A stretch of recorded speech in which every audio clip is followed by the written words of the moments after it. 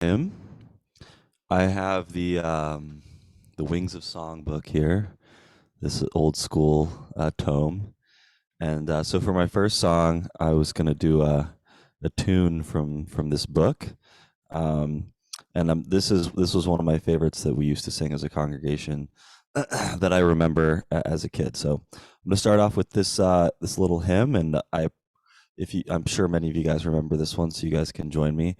I'm also very sick right now. I don't know if you can hear it in my voice, so just bear with me with that. But this is there is sunshine in my soul today. Starting off with a little hymn here.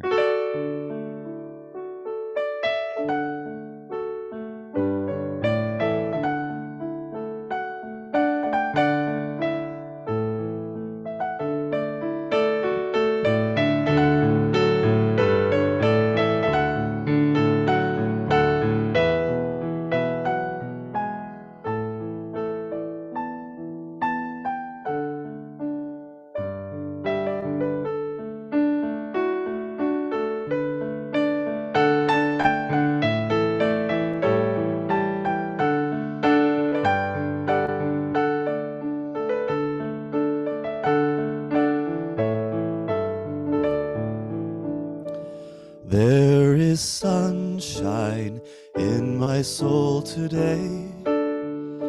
It is glorious and bright, ever glowing with a warming ray. For Jesus is my light. Oh, there's sunshine, blessed sunshine, as the peaceful, happy moments roll. For I behold the Christ in every face, and there's sunshine in my soul.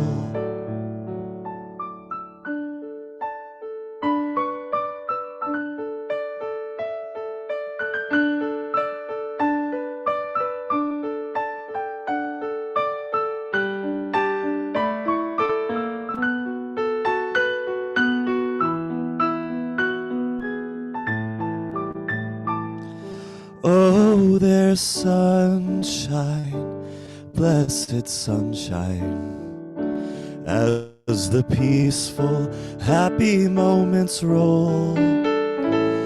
For I behold the Christ in every face, and there's sunshine in my soul.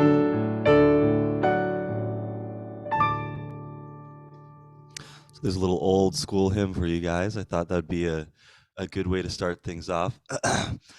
So, as I mentioned at the beginning, I've given a couple talks that kind of combine science with spirituality. And what I like about this is that it's a good reminder, in my opinion, that they don't have to be such separate things. A lot of times people will kind of tend towards one side or the other, and, there's often a lot of conflict between religion and science. But I think it's really cool when you can find, instead of focusing on the sort of differences and the arguments between the two, if you can find some really cool ways that they connect. So I've been a huge fan of this theory called biocentrism. And this is a theory proposed by a medical doctor who's actually really well known for studying stem cells. He's one of the first to successfully do stem cell trials. His name is Robert Lanza. And he actually worked with a bunch of theoretical physicists to come up with this new scientific theory, and it's gained a lot of traction in scientific circles. So I wanted to introduce you guys to this theory and talk about how we can use this to, embolden our faith and our unity principles. So this principle relates to how we all create our reality through the magic of our consciousness. And biocentrism is a proposed theory of everything, which is, in physics, there's been this big issue ever since quantum physics came out, where they've had trouble combining quantum physics and Einsteinian relativity into one combined theory.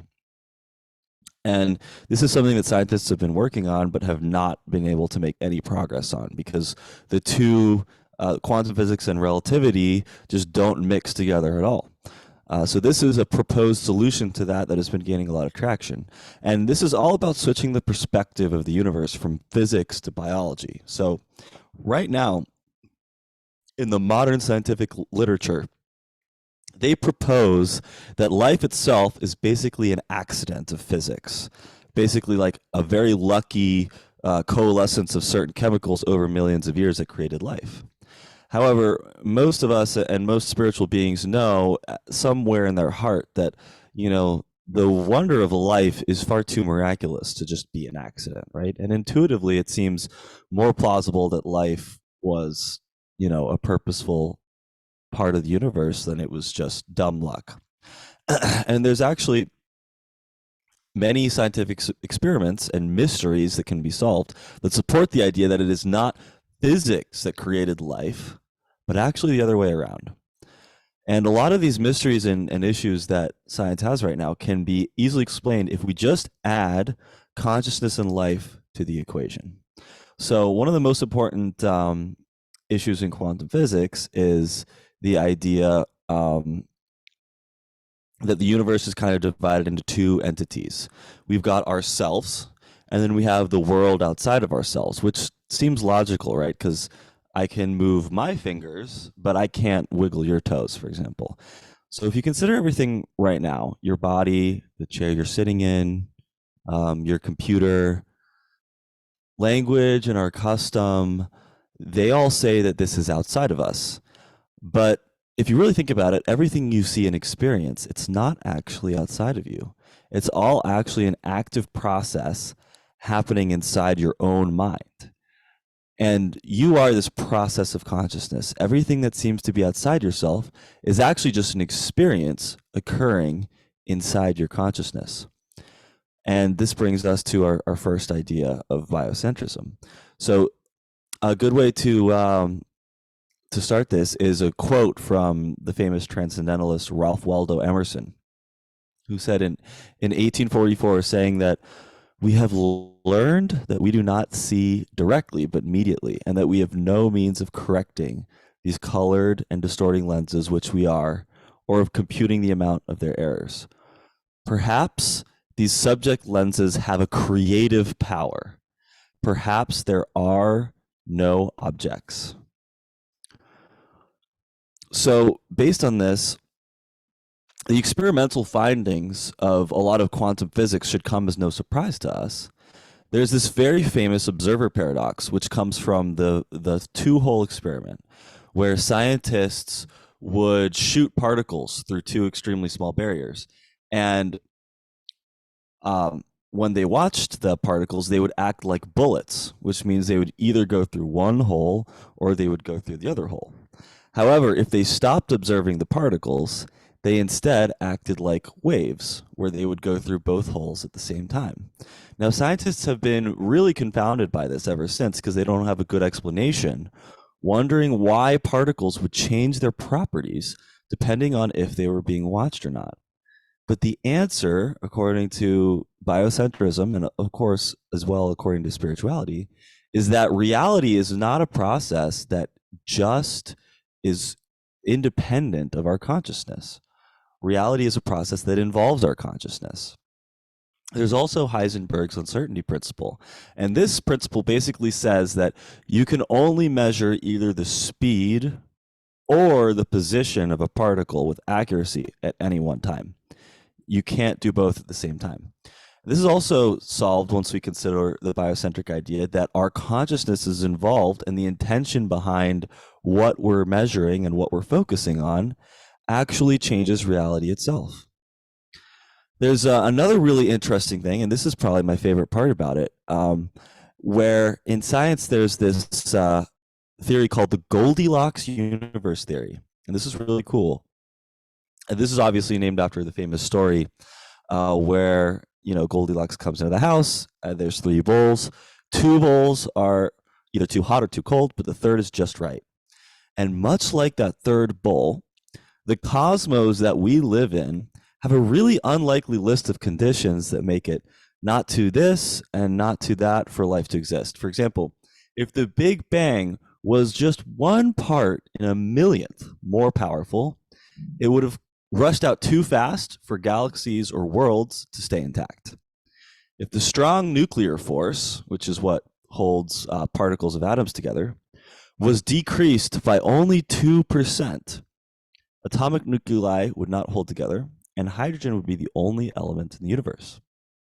If the gravitational constant was decreased by just the tiniest amount, stars would never ignite.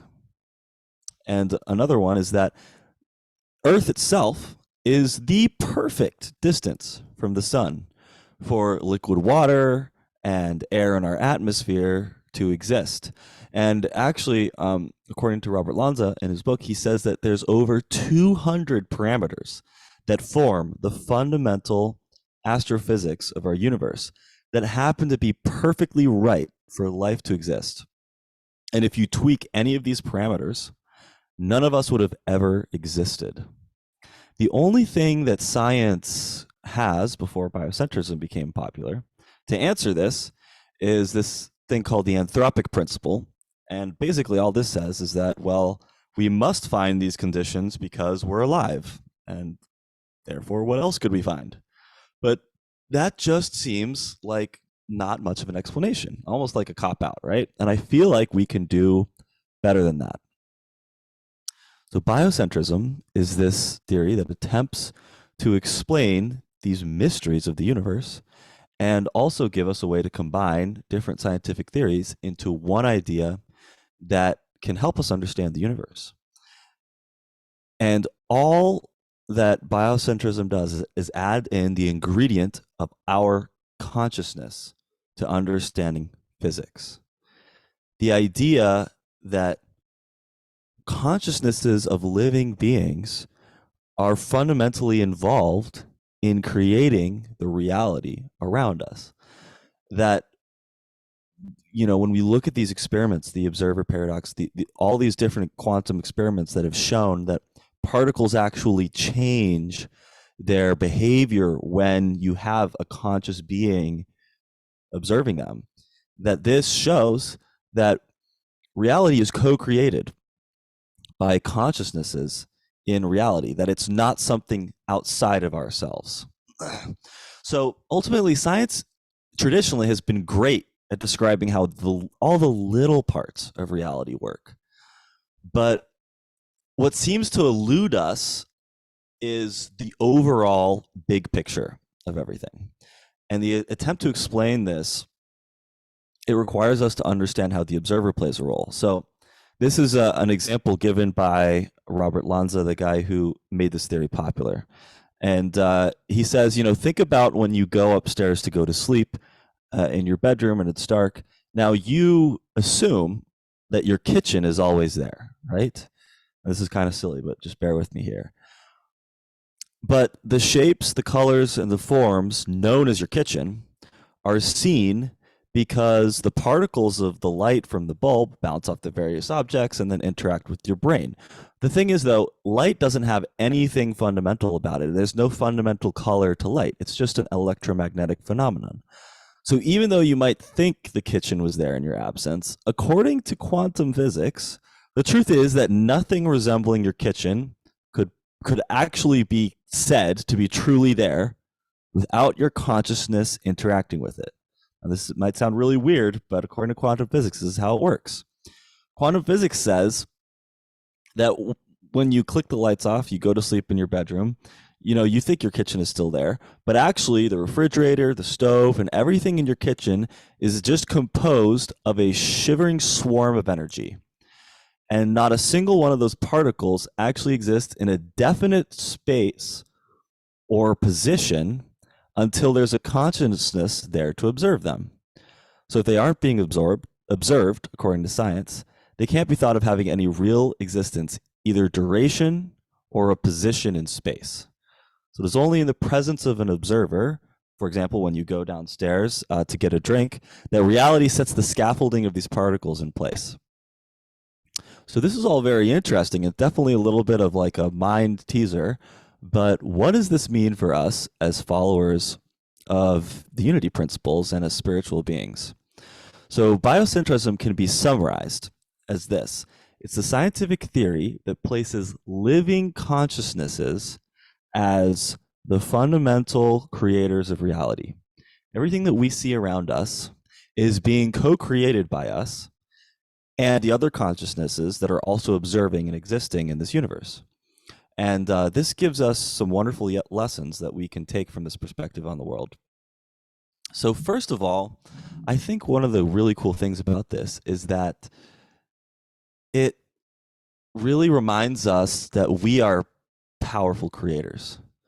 So I can remember as a kid going out on a clear night sky and looking up at all of the zillions of stars and feeling very small and insignificant, like, oh, I'm just an ant in an anthill, and feeling very small and insignificant. But this take of on reality, this idea that actually the consciousness of living beings is actually what's responsible for the laws of physics and what's responsible for the reality around us, that kind of helps us to feel the exact opposite, to feel immense and powerful, because no matter how infinite and impossibly large the universe and the world may seem, it can only be said to truly exist with consciousnesses like you and me there to observe and to co-create the reality around us.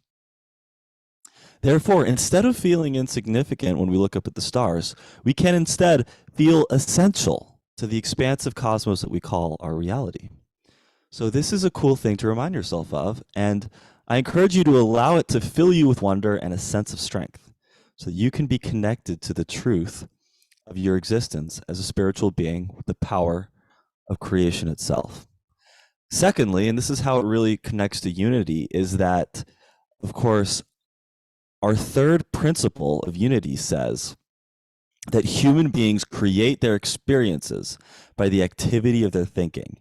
Everything in the manifest realm has its beginnings in thought. As we like to say, thoughts held in mind produce after their kind. We do not manifest every thought we have, only those thoughts that we hold in thought and infuse with our power.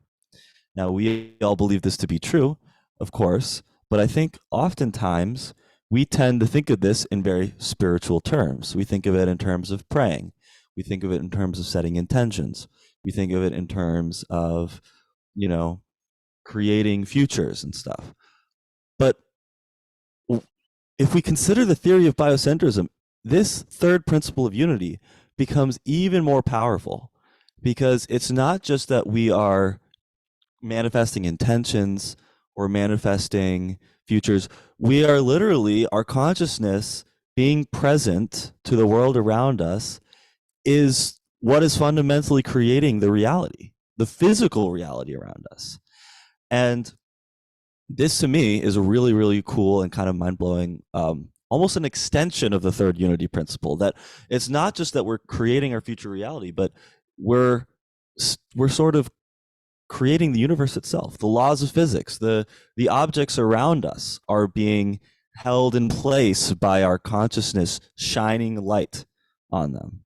And I think this is a wonderful way to sort of expand that idea. So, of course, this power and this way of looking at the world comes with a responsibility. So just like in the two-hole experiment, science knows that physical particles literally react. And this is a scientific fact. Physical particles react to where we shine our consciousness. In quantum experiments of all sorts, and the double hole experiment is only one of a lot of different quantum experiments that scientists have done that show how important observing and measuring things can change outcomes and stuff like that. I encourage you guys to look into more of them because it's really quite fascinating. But consistently, the intent of the scientists in what they are observing or what they want to measure consistently affects the outcome. And I'll leave you guys with one more example of this, which is called the quantum Zeno effect. This is also worth some Googling later.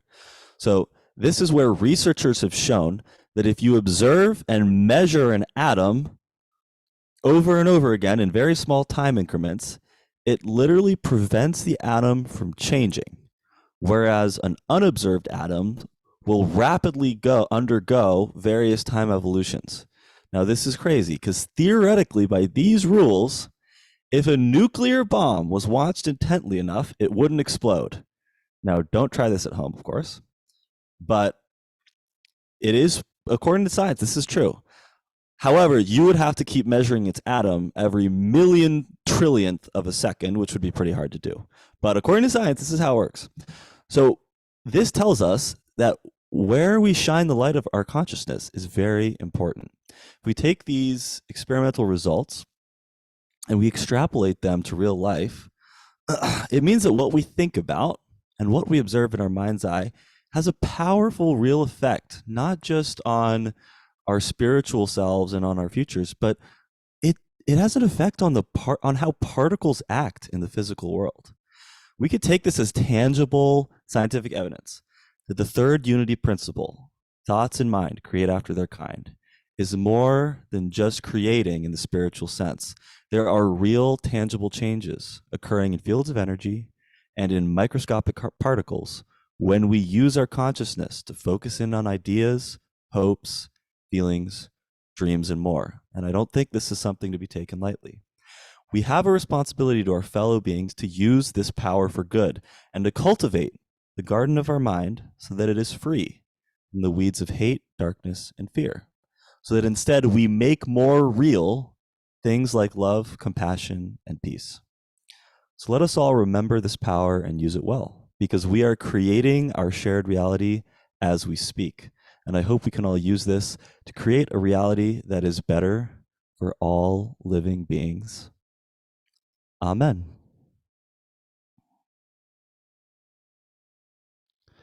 And now I will lead you all into a short little meditation with some piano.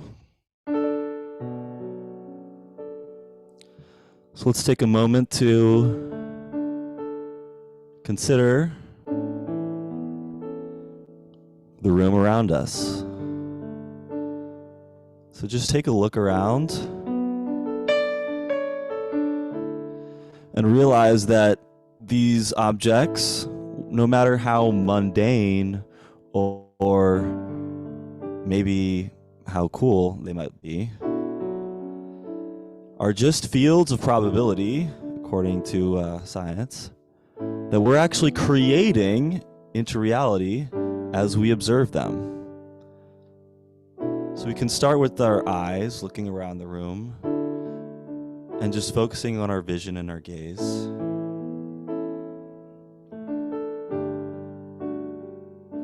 Now we're going to do a little bit of breathing meditation. So start by breathing slowly, and I'm going to direct your breathing awareness to different stages of your breath. So first, notice the breath as it enters your nose. Notice each time you breathe in, how it feels on your nostrils.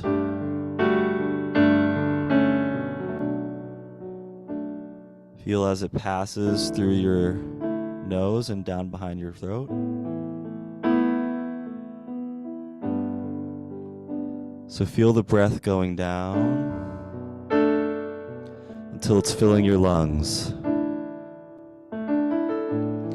Feel the air expand your lungs with each breath.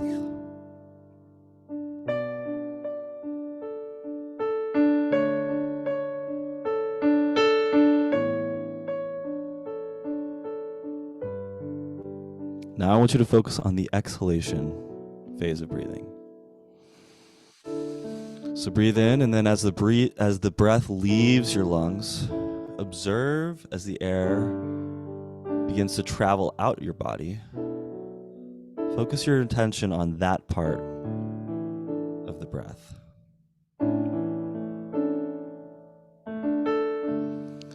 Now see each breath as a whole. See how it flows like a wave. First in, then a small pause, then out, and a small pause. Notice those small moments of time in between breaths. Now, as you relax, you can count your breaths as they continue to flow gently. This actually comes from a Buddhist practice called Zazen meditation. It's a beautiful way to meditate. We're going to count 5 breaths here. And I want you to just count the number when you breathe in and out. That's 1.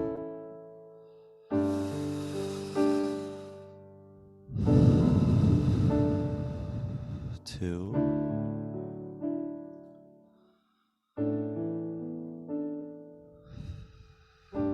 3.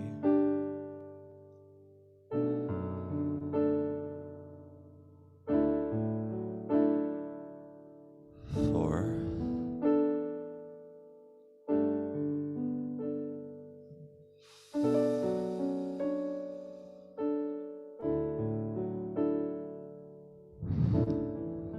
5.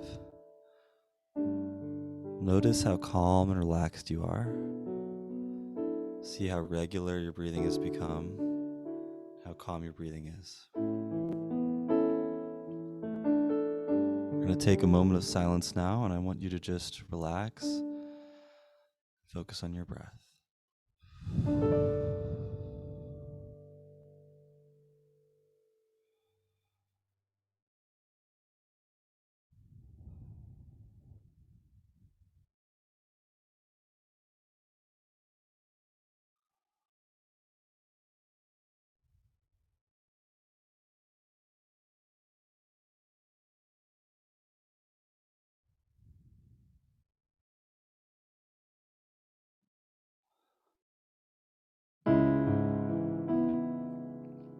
If your eyes were closed, slowly open them back up and become alert to the room around you. Take stock of all your senses. We'll go starting with our vision and our gaze. You can look around the room.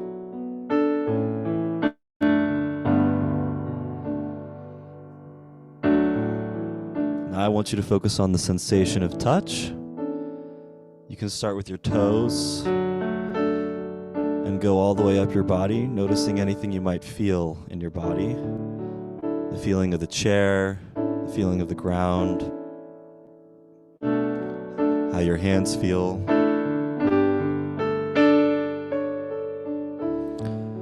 Now we're going to focus on what we hear. You can focus on the sounds of the piano, on the sounds of my voice, or on the sounds of anything that might be in the room around you.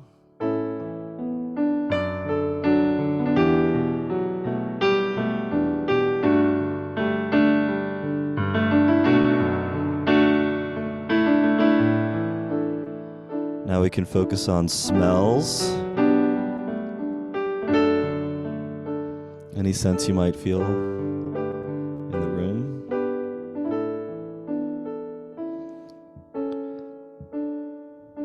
And now we can focus on our voice as you sing with me.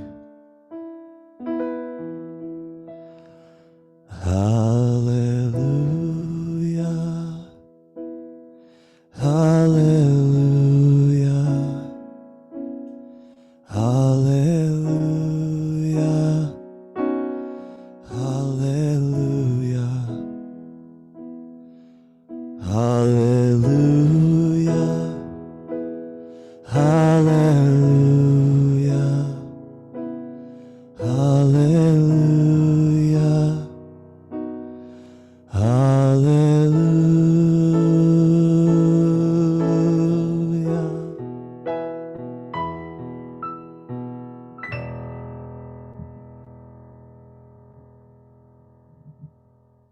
Amen.